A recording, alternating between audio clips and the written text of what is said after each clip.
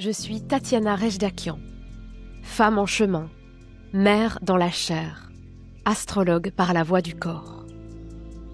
J'ouvre des espaces pour t'aligner à ton chemin d'âme et faire don de ton trésor intime au monde. Bienvenue dans Mon cœur connaît le chemin, un podcast d'inspiration pour écouter ce qui palpite au creux de ton âme et oser suivre son appel. À travers des épisodes en solo ou avec des invités, ce sont des partages d'histoires authentiques, à cœur ouvert, des éclats d'intimité qui nous font toucher à l'universalité. Un lieu de passage pour faire mourir celle que tu croyais être et donner naissance à celle que tu as toujours été. Nous voilà repartis pour un nouvel épisode de ce podcast. Et aujourd'hui, j'ai vraiment à cœur de faire justement ce point de bascule entre la rencontre, qui est le fil rouge, le thème de cette saison de podcast, la rencontre avec soi-même, qu'on a abordé dans les précédents épisodes, et maintenant la rencontre avec l'autre.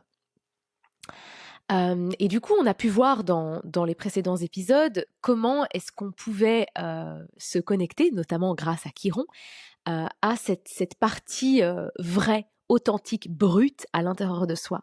Cette partie qui est totalement dépouillée des filtres, dépouillée des masques. Comment est-ce qu'on peut se rencontrer soi en vérité ? Comment est-ce qu'on peut nourrir aussi et prendre soin de son sanctuaire intérieur, cet espace qui nous permet de revenir à nous, de nous rappeler qui on est, d'où on vient, ce qu'on est venu faire ici, lorsqu'on est pris par le brouhaha ambiant. Et comment est-ce qu'on peut autoriser le désir, la sève de vie, la pulsion vitale qui bat dans nos cellules à être un moteur pour créer et pour agir. Et pour se rencontrer encore et toujours davantage, évidemment. Et ici, on va vraiment aborder ce concept de partager vraiment son intime. Parce qu'il y a quelque chose, selon moi, d'extrêmement puissant, de très touchant et de très beau, de s'autoriser à partager son intime. Et ici, je ne vais pas forcément entrer dans l'idée de partager cet intime avec le monde, de façon générale, dans sa transmission, dans son œuvre. Il y aura un autre épisode consacré à ça. Mais ici, c'est vraiment plutôt dans la rencontre face à la personne qui est en face de nous. Alors, ici, je vais donner des exemples par rapport à la relation amoureuse, qui est vraiment une des relations les plus intimes, où on rencontre l'autre dans ses parts les plus intimes, mais aussi voilà, la relation amicale, la relation entre les personnes d'une à l'autre, pas forcément avec un groupe, avec un collectif, mais plus dans le lien profond d'une personne à une autre personne. Et on aura l'occasion, dans le prochain épisode, j'aurai une invitée, une personne très, très, très, très chère à mon cœur, avec qui on va vraiment venir explorer ce sujet de la relation authentique et permettre vraiment de sentir cette alchimie qui se crée finalement, ce 1 + 1 = 3. Et je t'ai parlé dans les précédents épisodes du fait que j'ai une lune noire en balance. Alors on explorera dans un autre épisode le sujet des lunes noires, qui est aussi un sujet très très passionnant dans le thème natal, en plus de Chiron, que j'ai déjà abordé. Et donc j'ai une lune noire qui est en balance, et donc le lien à l'autre est quelque chose qui me touche particulièrement, qui est sensible chez moi et qui me touche tout autant. Parce que j'ai vraiment cette conviction que dans l'espace de la relation, une relation où on s'autorise à être soi en authenticité, en vulnérabilité, eh bien on peut toucher à une puissance qu'on ne peut toucher quand on est seul. Et ça, je sens vraiment que quand je le dis, j'ai l'émotion qui monte, parce que j'ai tellement souvent cru, et je le crois encore parfois vraiment, que j'ai besoin d'être seule pour pouvoir respirer, pour pouvoir ne pas me perdre, en fait. Il y a vraiment, chez moi, je porte, et je pense que je ne suis pas la seule à le porter, et je pense certainement que si tu écoutes ce podcast, ça doit résonner avec toi, de porter cette impression de se sacrifier en présence de l'autre, d'avoir cette sensation que quand l'autre est là, je ne peux être moi, parce qu'une part de moi se fond dans l'autre. C'est très, très, très, très intime. Je sens que je porte vraiment ça dans ma chair. Et tout ce que je te partage et tout ce que je transmets dans ces épisodes de podcast, je le porte dans ma chair, parce que c'est vraiment l'intention et le souhait que j'ai, c'est de me laisser traverser par ce qui me touche et de pouvoir ainsi œuvrer à partir de cet espace, hein. Je t'en ai parlé dans le premier épisode de cette saison, mais il y a vraiment chez moi cette mémoire aussi de mettre de côté mon émotionnel pour être sérieuse, pour dès qu'il s'agit de transmettre ou de faire quelque chose de sérieux, je dois oublier mon émotionnel. Et ça, c'est vraiment une mémoire que je lâche, que je lâche, que je lâche de plus en plus pour m'autoriser à œuvrer à partir de ce qui me touche, à faire de la place à toutes ces sensibilités, à toute cette émotionnelle. Et du coup, c'est comme ça que j'ai envie de t'accompagner aussi, c'est à ça que j'ai envie de t'éveiller, de t'inspirer. C'est oui, c'est dans ces espaces de vulnérabilité, dans ces espaces émotionnels, dans ces espaces sensibles que se niche ton trésor pour le monde. Voilà, petite parenthèse. Mais en tout cas, cette thématique de la relation, je la porte vraiment fort dans ma chair parce qu'il y a ces sensations, souvent en présence de l'autre, de me sacrifier, de me perdre dans l'autre et du coup, ce besoin de me retirer pour retrouver mon espace. Et en fait, c'est quelque chose que j'apprends au fur et à mesure. Alors déjà, d'une part, à respecter mes besoins profonds qui sont ceux de prendre soin de mon sanctuaire intérieur parce qu'effectivement, j'ai ce besoin, comme nous avons toutes aussi, hein. Je ne sais pas si vous avez lu ce livre-là, mais le livre Une chambre à soi de Virginia Woolf, qui montre vraiment l'importance aussi d'avoir cette chambre à soi, cet espace à soi, notamment pour créer et pour venir se reconnecter à cette essence profonde, mais qui n'est pas toujours nécessaire de se mettre tout seul dans son espace pour pouvoir se connecter à quelque chose. Et ça, c'est vraiment un apprentissage immense que je fais ces derniers mois en particulier, même cette dernière année, mais surtout ces derniers mois, de vraiment me rendre compte que c'est dans les espaces où je suis touchée par l'autre, où je rencontre l'autre dans sa vérité, que quelque chose peut s'ouvrir aussi à l'intérieur de moi. Et que je n'ai pas besoin de me protéger de l'autre, mais que je peux vraiment euh, respirer avec l'autre. Voilà, je pense que c'est assez explicite ce que j'ai envie de transmettre ici au-delà des mots. Et je pense qu'il y a une véritable médecine et je me sens appelée à œuvrer pour ça, à témoigner de ce sujet-là aussi parce qu'il y a une puissance énorme dans ce qu'on peut créer quand on est ensemble.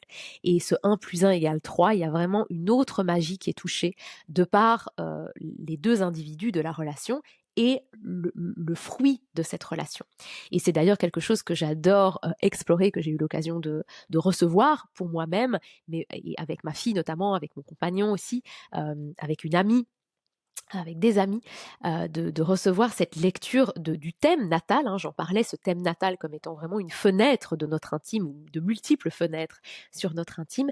Eh bien, la synastrie, c'est une façon d'explorer l'influence qu'a une personne sur l'autre. Je trouve c'est un outil mais absolument magique qui permet de comprendre beaucoup de dynamiques qui se jouent dans les relations.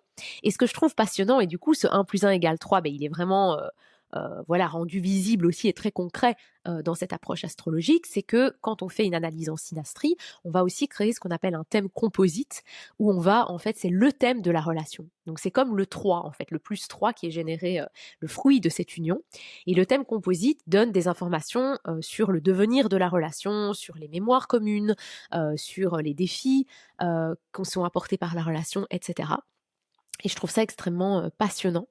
Et ça permet aussi de s'accompagner soi dans son processus, puisque la manière dont on va vivre nos relations va être liée à notre histoire, évidemment, mais chaque relation va être vécue différemment. On a tous des personnes avec qui, voilà, quand on est avec ces personnes-là, on a l'impression que c'est très facile d'être soi, en fait, et très facile de s'ouvrir. Alors qu'avec d'autres personnes, c'est beaucoup, beaucoup plus compliqué parce que ça vient réveiller des mémoires, des blessures. Euh, et ce qui me tient très à cœur d'exprimer ici dans cet épisode par rapport à la relation, j'ai déjà eu l'occasion de le dire, mais j'aime me répéter là-dessus, c'est vraiment à quel point la relation, l'entité relation, pour qu'elle fonctionne, pour que ça soit une relation qui soit authentique, qui soit vraie, qui soit durable, et du coup, qui soit aussi porteuse de lumière pour les autres, eh bien, il est important que chacun des individus soit engagé sur ce chemin de rencontre avec soi. Et qu'il est très difficile de rencontrer l'autre quand on ne peut se rencontrer soi. Et ça, c'est une prise de conscience très forte que j'ai faite ces dernières années, de par notamment mon histoire personnelle, comment j'ai pu l'exprimer aussi dans les épisodes de la saison précédente, notamment en lien avec le couple parental que je formais avec le papa de ma fille. J'ai pu me rendre compte que lorsqu'on ne peut se rencontrer soi, il est très, très, très, très difficile de rentrer en contact avec l'autre et tout devient une charge. Tout devient une opportunité d'activer la blessure encore plus fort, et la tentation de devenir fermé, en fait, verrouillé.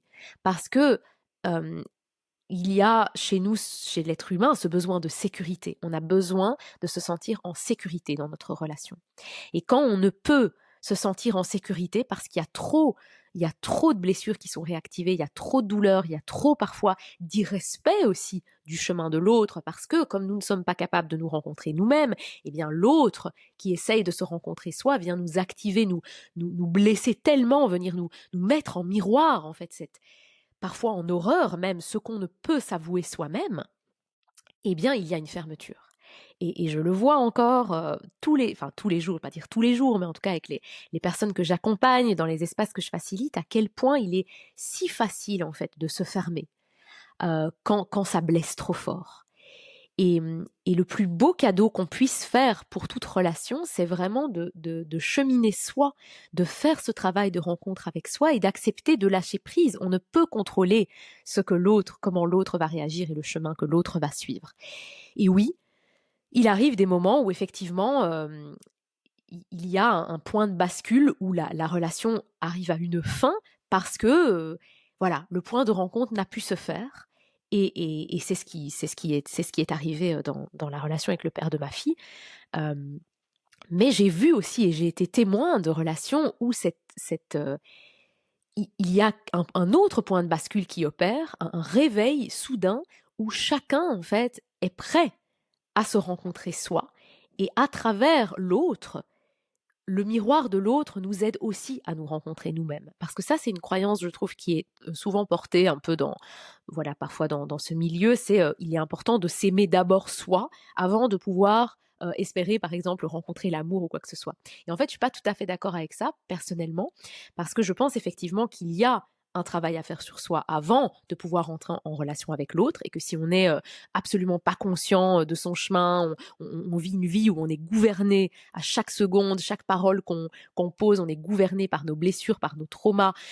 C'est très très difficile de créer une relation authentique avec l'autre, c'est presque, je dirais, impossible.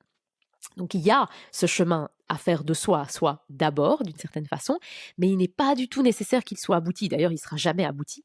Il n'est pas du tout nécessaire qu'il soit abouti parce que justement, le chemin qu'on fait sur soi, quand on accepte, quand on a avancé suffisamment et qu'on se sent suffisamment en sécurité dans la relation, l'autre est un miroir merveilleux, est un guide merveilleux pour avancer encore plus loin et pour aller à sa rencontre.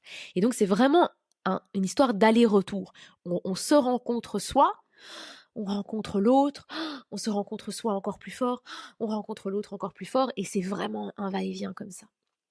Et c'est la préciosité justement de ces relations et qui fait que c'est ce qui me touche aussi particulièrement d'aller explorer le sujet des relations à travers le thème natal notamment, mais aussi de proposer des espaces collectifs, des espaces où entre femmes ici, parce que c'est vraiment mon sujet de prédilection, c'est l'accompagnement du féminin des femmes, les faire se rencontrer, les regards se croiser, les histoires se croiser aussi dans les cercles, etc. Parce qu'il y a une magie là-dedans. Et, et plus on accepte de se voir soi, plus on fait ce chemin pour rencontrer ses ombres, rencontrer aussi sa lumière, ne plus se fuir en fait, ne plus se cacher. Je suis témoin et je vois aujourd'hui dans ma relation actuelle avec mon compagnon, je vois des schémas qui étaient présents, qui étaient à l'œuvre dans ma relation précédente et que je ne voyais pas. Je vois là où mes ombres s'activent, je vois là où comme une autre part de moi blessée en fait, prend le dessus.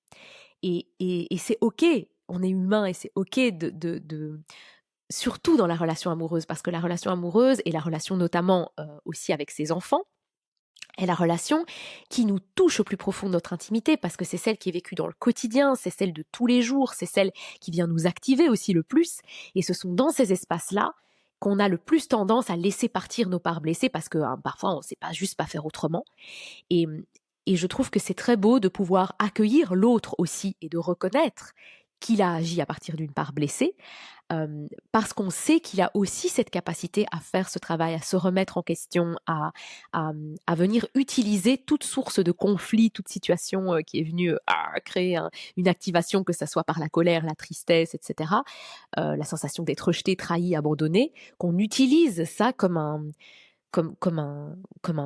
moment d'ouverture encore plus grande vers soi et vers l'autre. Et ça, c'est permis, selon moi, quand on est dans une relation où il y a suffisamment de socle de sécurité qui est maintenu, socle de sécurité qui est permis par le fait que chacun est conscient et chemine vers cette conscience de plus en plus grande de ses zones d'ombre et de blessures.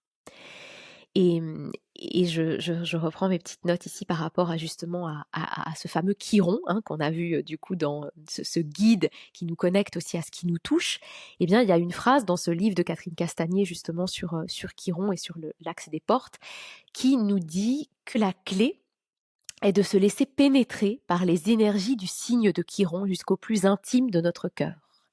Et du coup, tout ce chemin qu'on fait pour rencontrer notre Chiron, pour rencontrer l'espace qui nous touche, pour rencontrer l'espace où on peut se laisser traverser, on peut se laisser toucher en authenticité, en vérité, on peut toucher cette blessure trésor dont j'ai déjà parlé, au plus on peut ouvrir les portes de son intime, à soi évidemment, et aussi à l'autre dans la relation.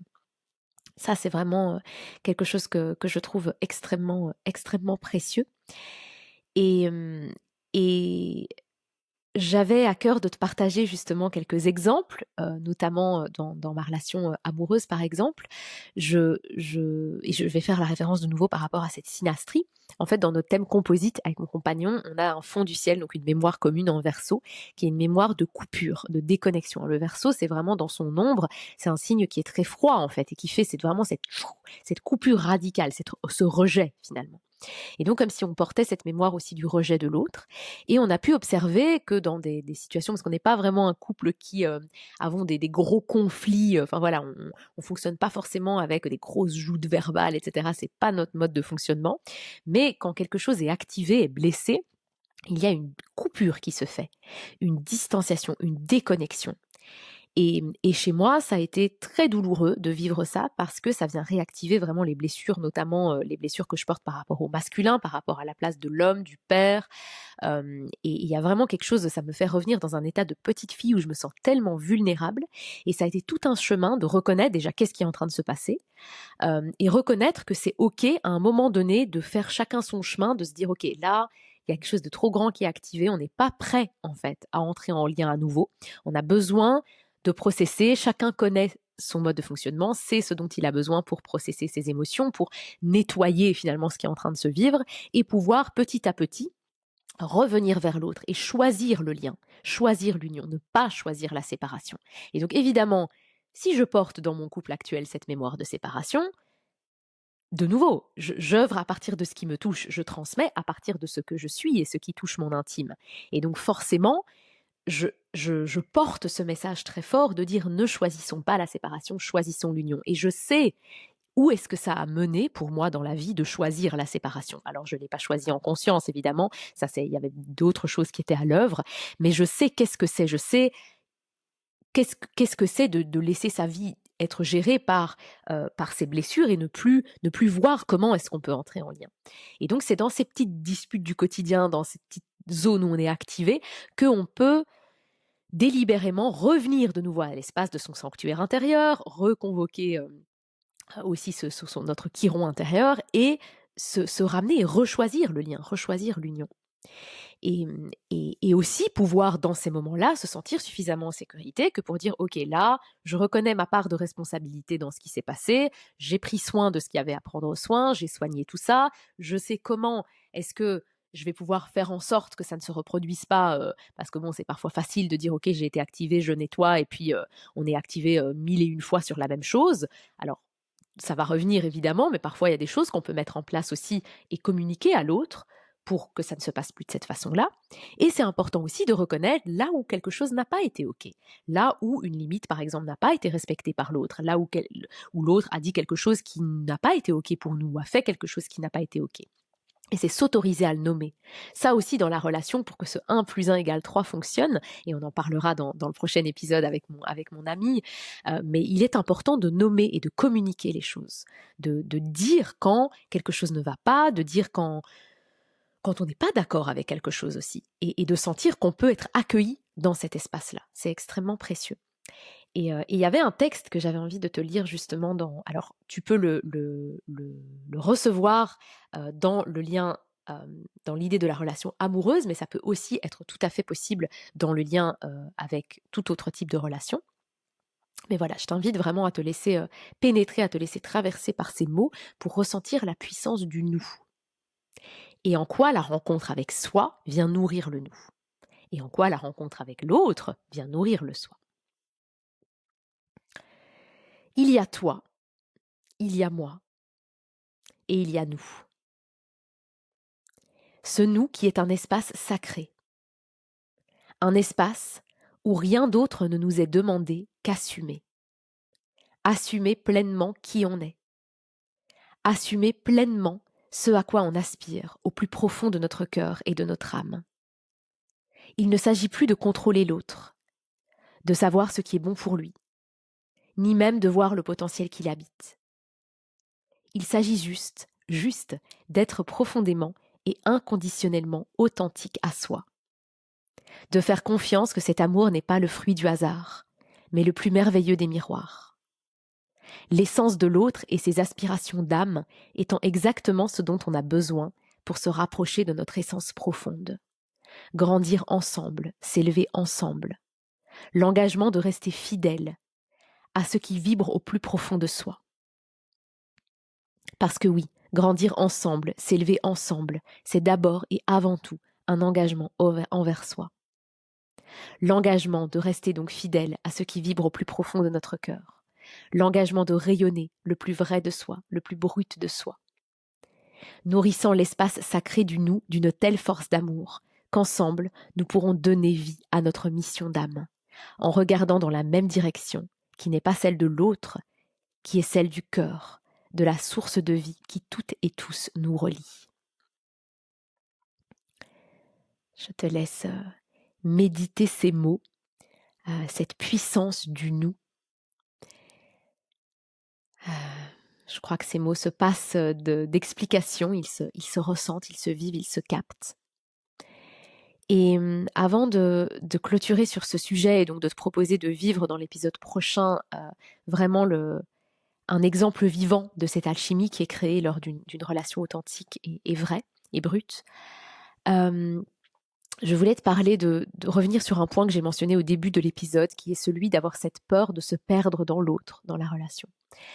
Et c'est une invitation que j'ai envie de te faire ici aussi, c'est d'accepter de te laisser toucher, de te laisser déstabiliser par l'autre. Et c'est tout un chemin, en fait, de garder sa ligne, de garder son axe, de garder son centre, de garder ses principes et ses valeurs aussi. L'idée n'est pas du tout de se renier dans la relation, que du contraire. Mais parfois, il est aussi beau de pouvoir accepter de se laisser déstabiliser, de se laisser toucher par l'autre. Que l'autre nous emmène dans une direction qu'on n'avait pas imaginée. Et je suis particulièrement touchée dans cet élément-là par la relation que je vis avec ma fille, où c'est une relation qui est si belle et en même temps qui n'est pas simple, parce qu'elle vient toucher des espaces en moi que je ne veux pas toujours voir, et elle me déstabilise parce que parfois elle crée en moi cette sensation que ce qu'elle m'invite à vivre ou comment elle m'invite à être, je résiste en fait. Je dis non, mais je veux pas en fait, j'ai pas le temps pour ça. Je suis je suis quelqu'un, voilà, avec mon soleil sagittaire, j'ai une direction bien claire, je sais très bien où je veux aller. Enfin voilà, parfois j'oublie évidemment et je m'égare et je doute à de très nombreuses reprises, mais en tout cas j'ai une espèce de direction comme ça qui est très forte à l'intérieur de moi. Et en fait, tous les imprévus aussi liés à la maternité, toutes ces choses-là viennent souvent m'irriter parce que ça me détourne en fait. J'ai l'impression que ça me détourne de ce que j'avais prévu de faire, de ce qui était... Et mon compagnon aussi, parfois, lui, il a un côté très Gémeaux et du coup il est très adaptable, il est très voilà, il peut avoir une idée puis tout d'un coup il est très adaptable aux imprévus. Moi j'ai beaucoup plus de mal à ça et du coup des fois ça vient vraiment m'irriter. Et je peux choisir de rester dans cette posture de rigidité. De nouveau, je t'en ai parlé dans de précédents épisodes, cette mémoire cristallisée, cette porte invisible dans mon thème en Capricorne, avec choisir de rester inflexible, tellement dur qu'en fait, à un moment donné, ça va plier tout seul et ça va faire bien mal. Je peux choisir d'y amener ce que mon chiron en Cancer, maison 8, m'invite à faire aussi, c'est amener cette souplesse, amener cette douceur, amener oui, accepter de me laisser toucher par l'autre, en fait, et de me laisser déstabiliser. Et même dans des espaces collectifs que je peux faciliter ou dans des sessions individuelles, parfois un mot ou une réaction de la personne peut me toucher, me déstabiliser.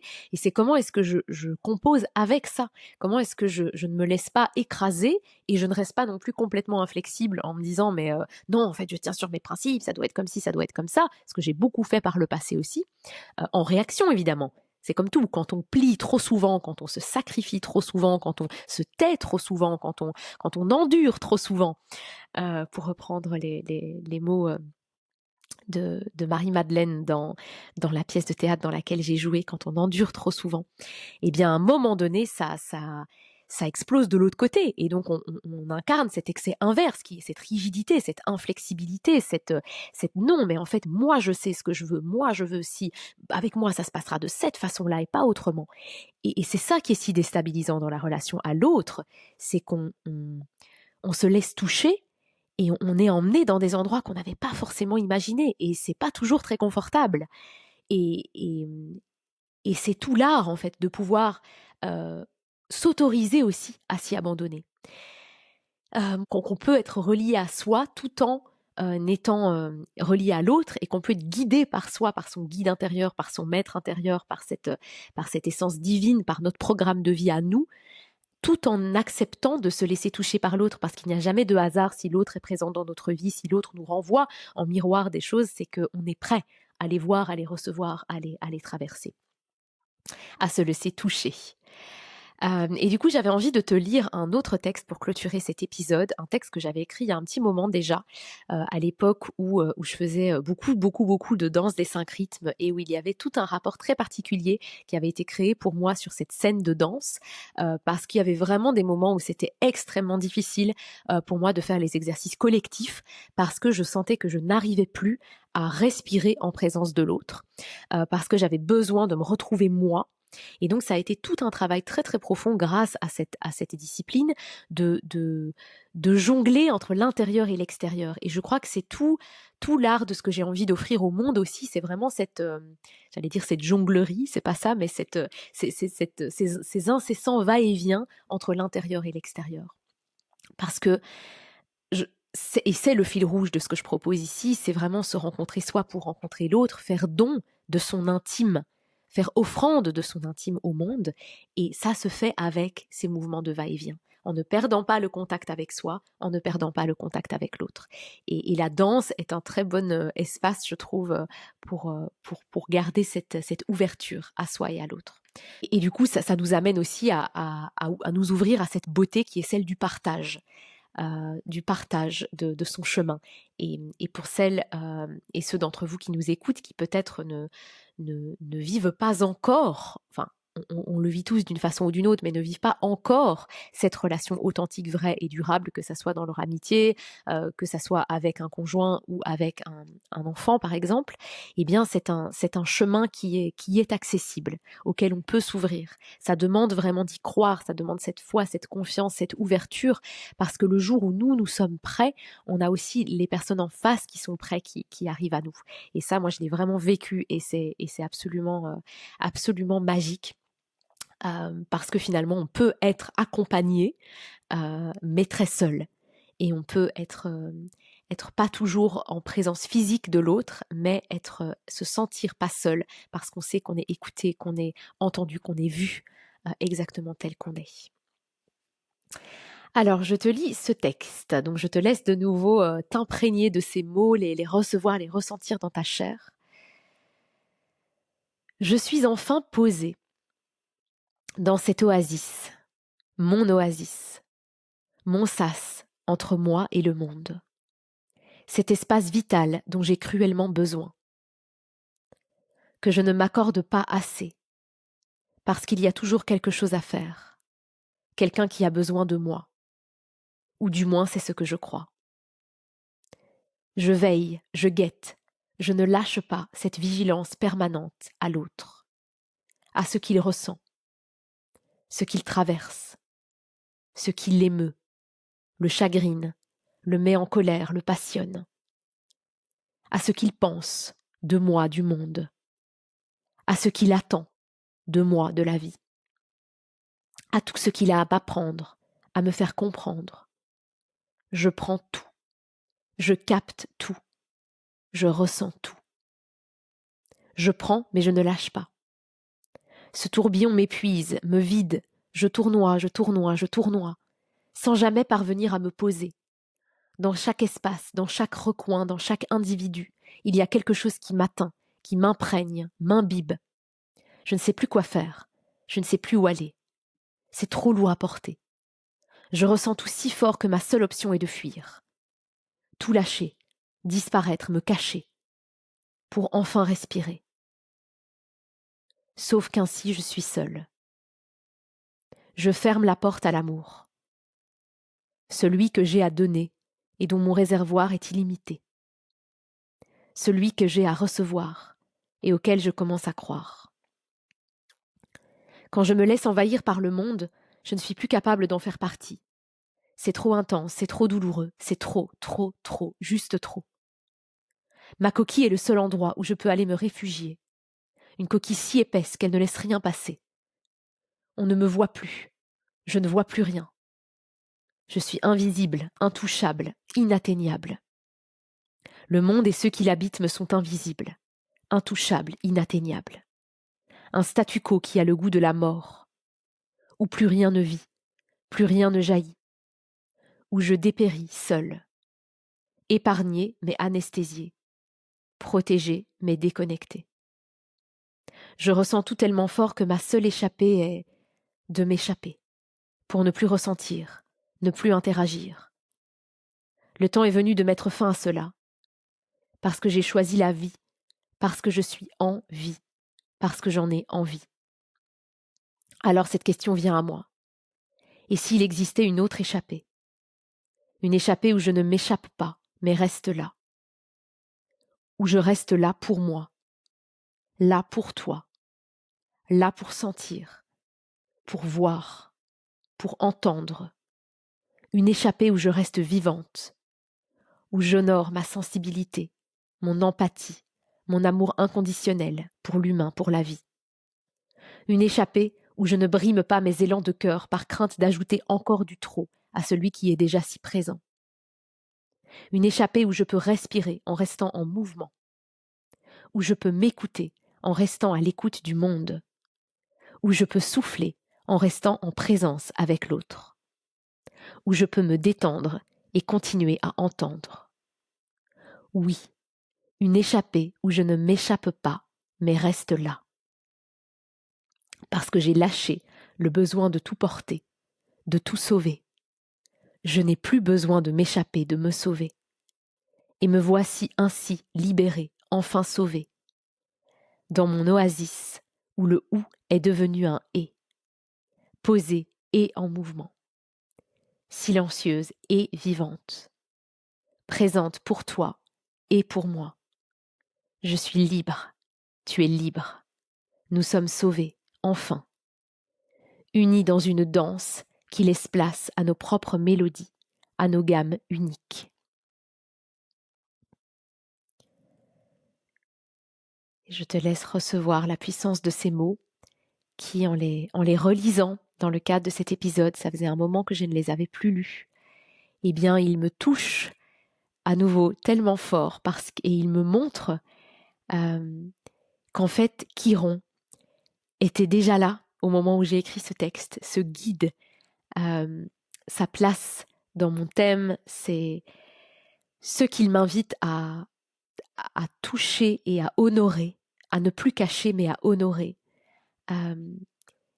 est contenu dans l'essence de ces mots.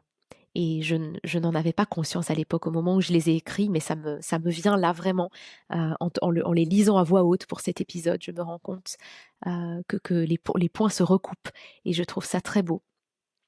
Et Je te remercie de recevoir ces mots, de les laisser imprégner ton cœur, ta chair, et de les laisser toi aussi te guider pour que ta vie puisse être pleine de ces relations, même s'il y en a peu, mais de ces relations qui sont vivantes, vibrantes, authentiques, euh, en pleines de ces espaces de radicale honnêteté.